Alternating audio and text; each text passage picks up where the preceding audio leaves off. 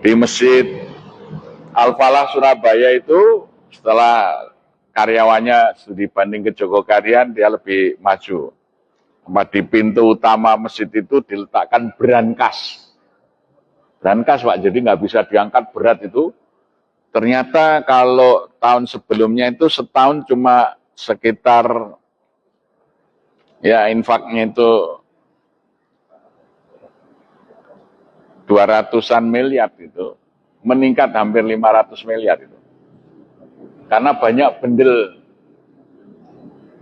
Sebab kalau orang mau bayar, kemudian teradministrasi, itu sekarang orang takut tuh Pak, dikejar pajak.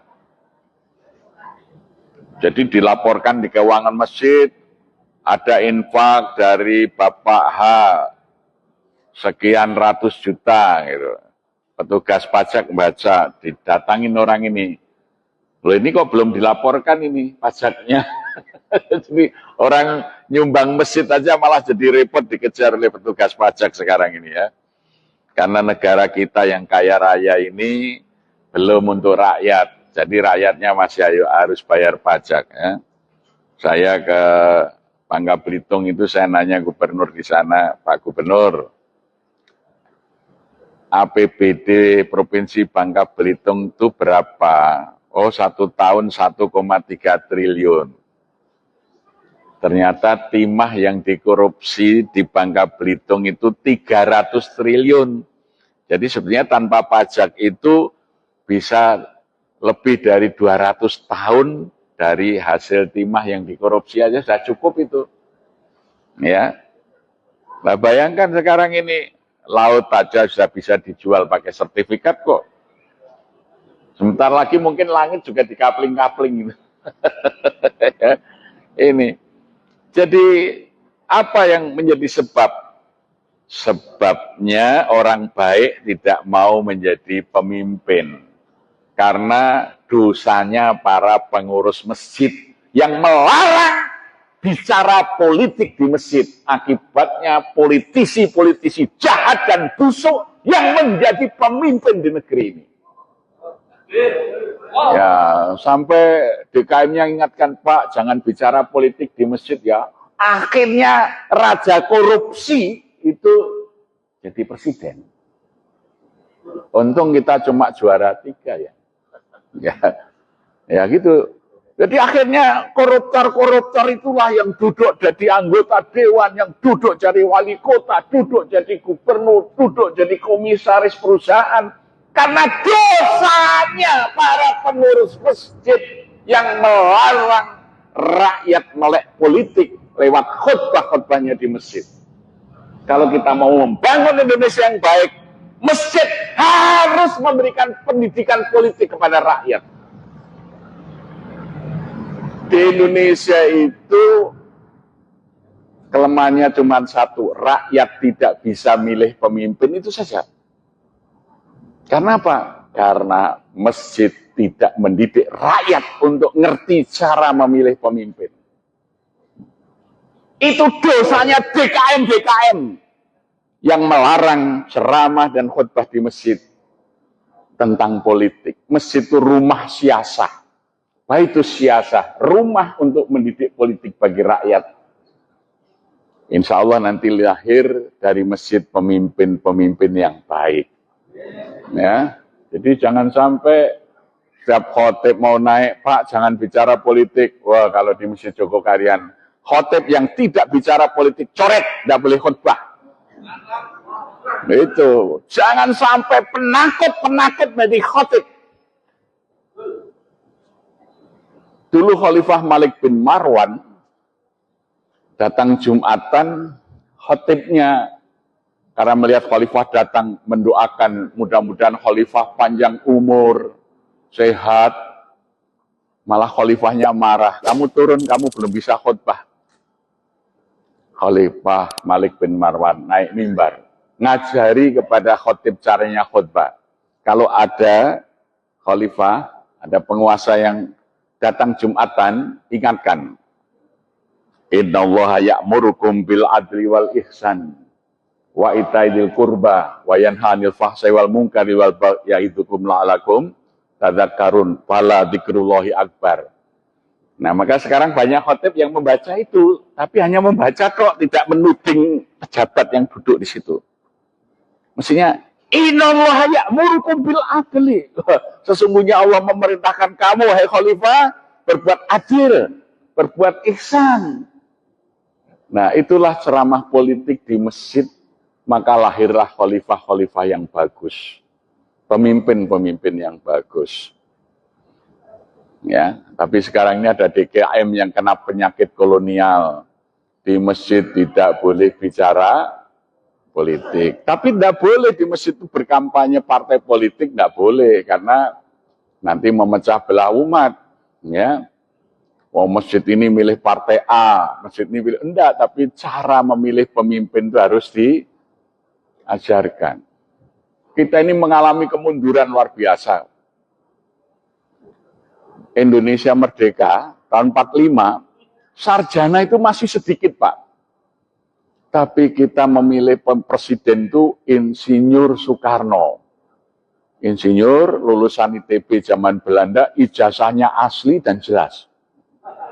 Wakilnya Dr. Andes Muhammad Hatta, sarjana ekonomi lulusan Amsterdam, ijazahnya asli dan jelas. Sampai kok orang yang ijazahnya nggak jelas juga dipilih, kan mundur. Dulu wapres itu siapa? Pak Hatta, Dr. Andes Muhammad Hatta, Sri Sultan Hamengkubuwono ke-9, terus Adam Malik, terus Umar Wirahadikusuma, Tri Sutrisno, Habibie, kan gitu. Wah, hebat-hebat. Kok sekarang kok Gibran gitu loh.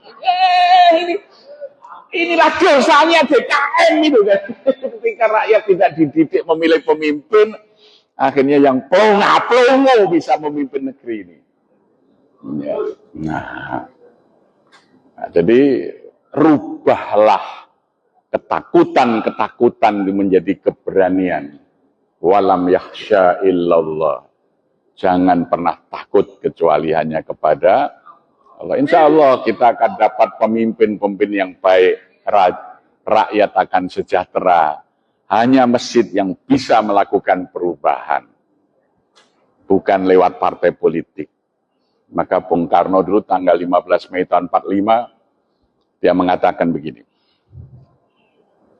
Kita tidak hendak mendirikan sebuah negara nasional modern dengan demokrasi liberal. Demokrasi hitung biting. Setiap orang satu suara. Sebab jika demikian yang terjadi, hanya para pemilik modal yang akan bisa mendirikan dan mengendalikan partai-partai politik. Tokoh-tokoh kita nanti hanya bekerja sebagai buruh politik. Ianya tidak bisa berjuang untuk rakyatnya. Ianya akan menjadi kacung-kacung daripada kapitalis itu. Ya, maka Ajengan Sanusi menyahut, kalau begitu Bung, kita sistem perwakilan saja seperti zaman Umar bin Khattab, Abdul Haliwal Aqdi, diperkuat oleh Kiai Haji Kahar Muzakir, kemudian dirumuskan oleh Ki Bagus Hadikusumo menjadi kerakyatan yang dipimpin oleh hikmat kebijaksanaan dalam permusyawaratan perwakilan. Nah, itulah demokrasi Indonesia itu ada di sila keempat tadi, bukan hitung biting. Siapa yang dipilih yang punya hikmat dan kebijaksanaan, ya. Nah, jadi itu dulu karena masjid-masjid itu mengajari rakyat melek politik, ya, maka lahirlah dari orang-orang masjid hebat tuh. Mester Kasman Singodimejo begitu jadi ketua DPR pertama, dia mengatakan perusahaan-perusahaan asing harus dinasionalisasi. Maka dulu perusahaan listrik itu milik asing namanya ANIM.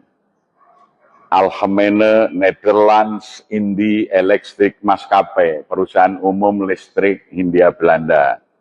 Dinasionalisasi menjadi PLN, perusahaan listrik negara. Sekarang ini dibandling, dijual sahamnya bebas, sehingga menjadi perusahaan terbuka, carinya untung maka tarif listrik naik terus, tidak untuk rakyat tapi untuk keuntungan pemilik modal. Dulu kereta api itu milik swasta, namanya NIS, Nederland Indisch Spoorwegen Maskapai. Kemudian dinasionalisasi menjadi PNKA, Perusahaan Nasional Kereta Api. Kemudian menjadi PJKA, Perusahaan Jawatan Kereta Api. Kemudian menjadi PT KAI, dijual sahamnya sekarang. Ya, Masya Allah. Orang naik kereta api ekonomi sekarang mensubsidi orang yang naik kereta api cepat, bos, karena utangnya 80 tahun dibebankan ke PT KAI, ya, itu. Sehingga kalau panjenengan Anda naik kereta api ekonomi, tiketnya sudah termasuk tiket ikut nyicil bayaran utang kereta api cepat itu yang Anda tidak naik itu. Jadi itulah cara-cara berpikir yang membedakan orang masjid dan bukan orang masjid itu kalau mengurus negara, ya. Dulu Pak Dirman jadi panglima tentara, memimpin perang, dia tidak mau membebani rakyat. Sampai Pak Dirman punya doktrin kepada TNI itu, cukuplah kita para pemimpin saja yang menderita, rakyat tidak boleh menderita. Sehingga tentara kita menjadi hebat. Agus Salim mengatakan, leaden is legion, memimpin itu berkorban, siap menderita untuk rakyatnya. Nah, itu pemimpin yang digembleng, dibina di masjid itu hebat-hebat. Cinta kepada rakyat. Tapi ketika demokrasi menjadi liberal, yang membina partai politik dan membina politisi kita itu pemilik modal seperti Aguan, James Riyadi.